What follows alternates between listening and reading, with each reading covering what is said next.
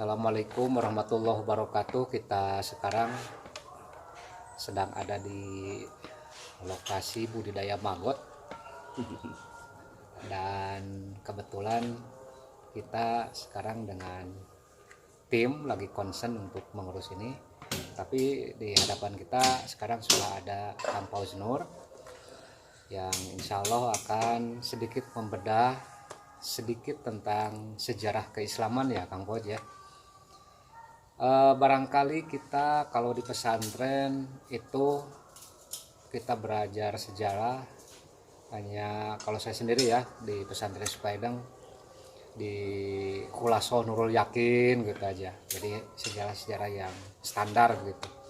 Nah barangkali ada sesuatu yang perlu kita kupas tentang sejarah keislaman yang ternyata memang hasanahnya yang sangat luar biasa. Gimana Kang Pauz? Kalau ngomong sejarah itu, apalagi sejarah Islam itu sensitif. Paling biasanya itu sampai di sejarah Nabi Muhammad gitu, Sallallahu Alaihi Wasallam. Tapi kalau sudah ngomong sejarah setelah Rasul wafat, nah itu yang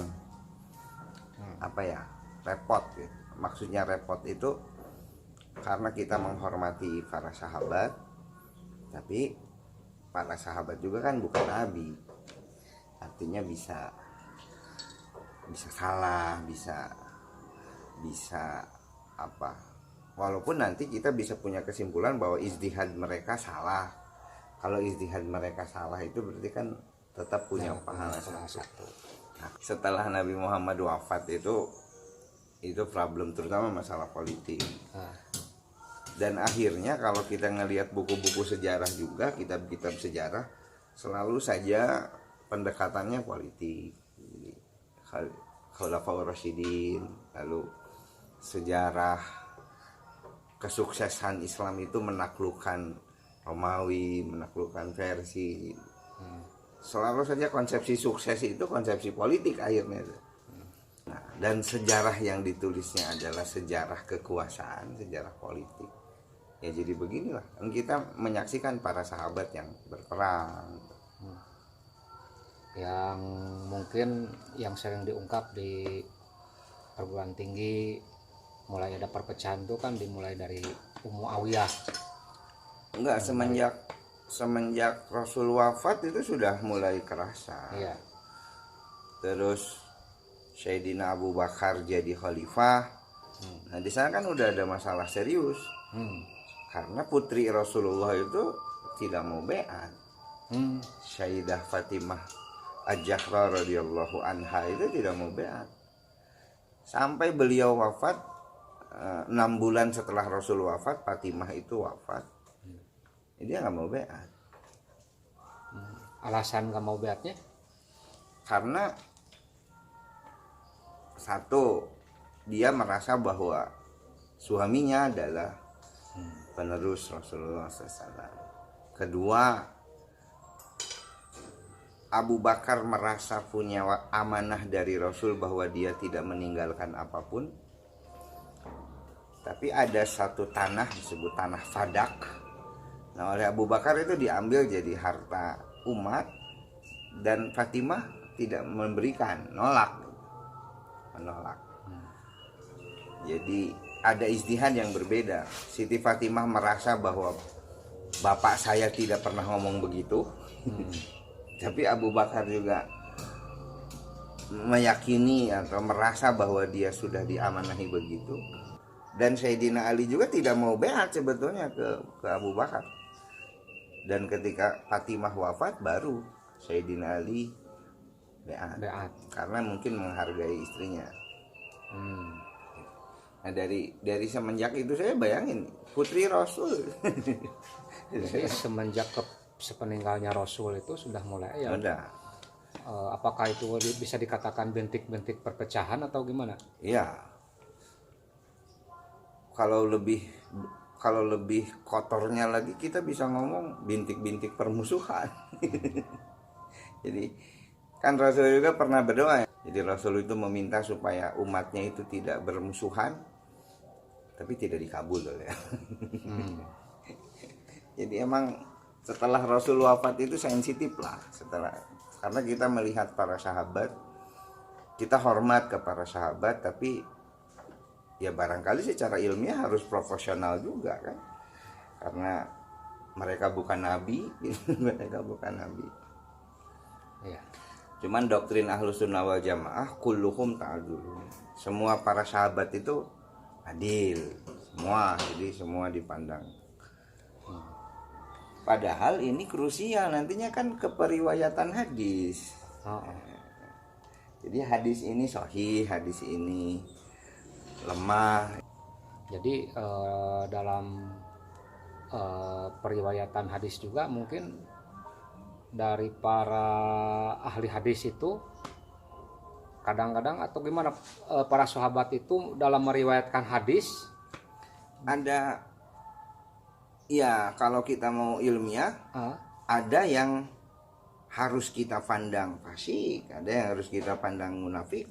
Tapi kan itu berat gitu. ya. Masa semuanya harus benar, kan mereka bukan nabi. Itu kan doktrin, berarti mereka bisa terkena salah. Tapi sebagai langkah hati-hati Ahlus Sunnah wal Jamaah kulluhum ta'adulun, mereka itu semua adil. Itu lebih hati-hati saja, karena ya kita harus mendahulukan takzim gitu mereka. Walaupun tetap Imam Bukhari, Imam Muslim, para ahli hadis itu menurut saya itu fair. Misal ketika dia ada hadis yang berkata bahwa setelah Rasul sholat asar, Rasul ba'da asar sholat lagi. Itu ada hadis Muslim. Walaupun nanti oleh ahli fikih, oh itu mah kodo kan, kodo setelah, karena ba'da zuhurnya Rasul tidak melakukan. Tapi kan itu tafsir. Makanya ada seberapa kelompok yang menganggap bahwa ba'da asar itu ada, dan Imam Muslim itu nggak kitman, nggak menyembunyikan, dia tulis aja. Itu riwayat Aisyah itu, riwayat Siti Aisyah. Artinya nanti kalau kita berislam secara Quran dan Sunnah tok, hadis tok, wah itu berat, itu berat. Karena di hadis juga banyak yang kontradiktif gitu. Nah mungkin kita agak menarik nih, macam misalkan hadis ana madinatul ilmi wa aliyun babuha, itu persep para sahabat melihat hadis itu gimana? Hadis tentang keutamaan sahabat, misal kalau di versi kita banyak hadis tentang pujian ke Abu Bakar, ke Umar, ke Utsman gitu. Kalau versi Syiah, teman kita di Syiah Ali gitu. Tapi kalau kita mau fair, katakanlah ambil gaya pemikiran Mu'tazilah. Orang Mu'tazilah itu tidak mau nerima kalau diriwayatkan hanya satu saja. Karena kalau diriwayatkan oleh satu saja, kata orang Mu'tazilah, kita sukar untuk menilai bahwa dia itu bohong atau jujur gitu. Tapi kalau di Ahlus Sunnah, apalagi Imam Ahmad Ibnu Hanbal, hadis ahad juga kan diterima Imam Ahmad itu. Nah kalau di Mu'tazilah itu ya harus mutawatir lah, biar gitu. Nah kalau diambil hadis-hadis yang tentang pujian kepada sahabat, si A, si B, si C gitu ya, pujian-pujian begitu, kata orang Mu'tazilah nggak bisa diterima gitu. Karena diriwayatkan ke si A, ke si B gitu. Tapi orang Mu'tazilah hormat kepada sahabat. Artinya dia lebih memandang bahwa para sahabat itu mulia, tapi tetap saja manusia yang tidak harus dikultuskan gitu. Orang Mu'tazilah itu harus mutawatir. Makanya selektif sekali kalau dia ngambil. Jadi memang para sahabat itu menarik ya, kalau dari konteks Ahlus Sunnah wal Jamaah banyak bercerita tentang para sahabat tidak? Ya. Saya kasih contoh misal, salah satu sahabat Rasul yang cerdas itu adalah Mu'adz ibnu Jabal. Terkenal ketika Mu'adz mau pergi ke Yaman, Anda mau pakai apa kalau ada masalah di sana? Pakai Quran, kalau nggak ada pakai hadis, kalau nggak ada pakai akal. lalu oleh Rasul dipersilahkan. Jadi Muaz itu diceritakan di hadis Bukhari, di hadis Muslim itu bercerita cenah, ya Muaz, ana uhibbuk, saya suka kepada engkau, kata Rasul itu. Tapi yang menarik itu teh hadis an Muaz. Jadi saya meriwayatkan hadis yang isinya itu tentang saya, kan narsis itu.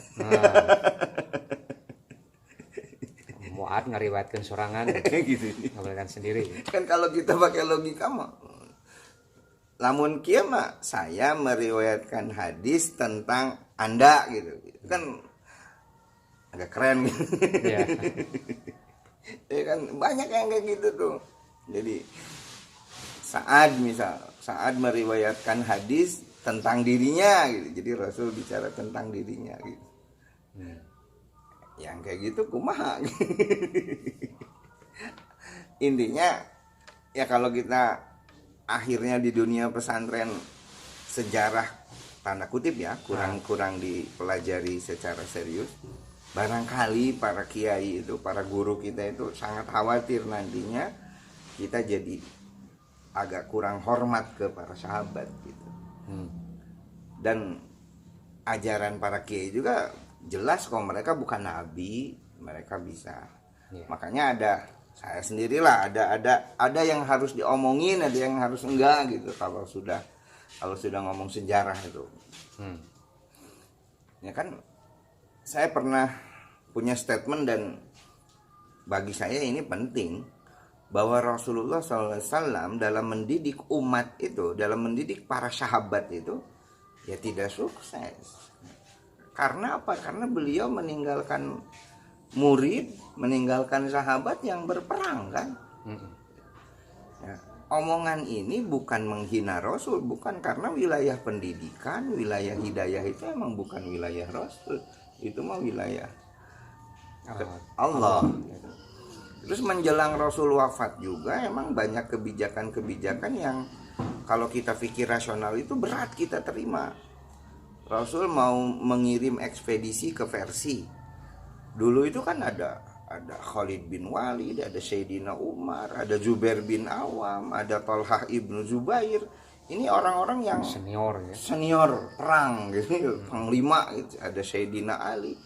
Tiba-tiba Rasul nyuruh Usamah ibnu Zaid jadi pemimpin panglima perang, padahal usianya itu masih belasan tahun, belum keluar jenggot.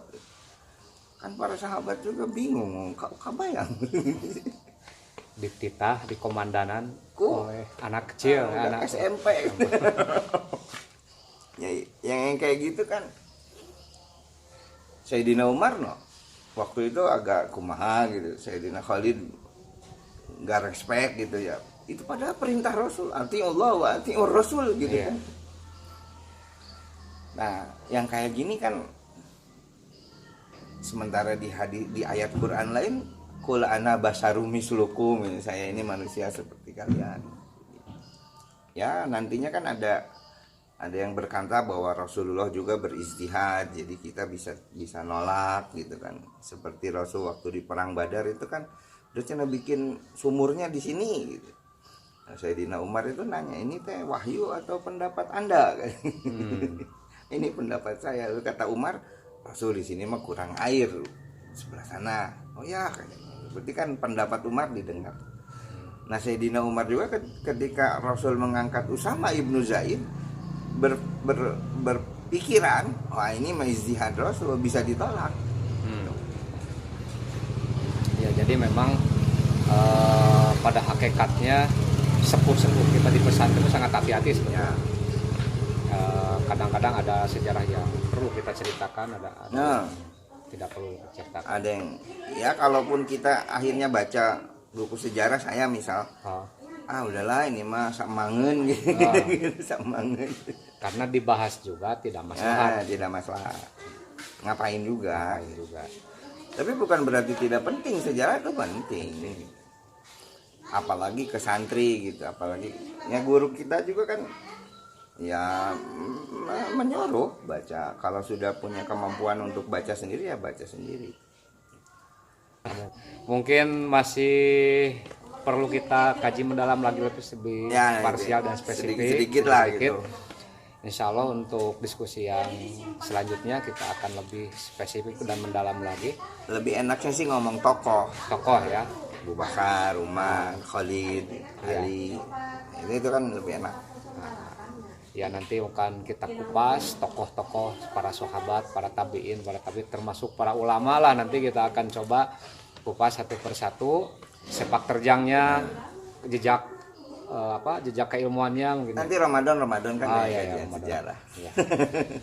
Ya, mungkin sampai sini dulu pertemuan kita, semoga ini menjadi bahan untuk kita ke depan lebih bijak dalam menyikapi sejarah, juga mungkin di pesantren bisa bisa lebih luas lagi, lebih kaya lagi pendidikan sejarah untuk para santrinya. Sekian, saya Danto Herdianto, kemudian Kang Paud, ucapan assalamualaikum warahmatullahi wabarakatuh.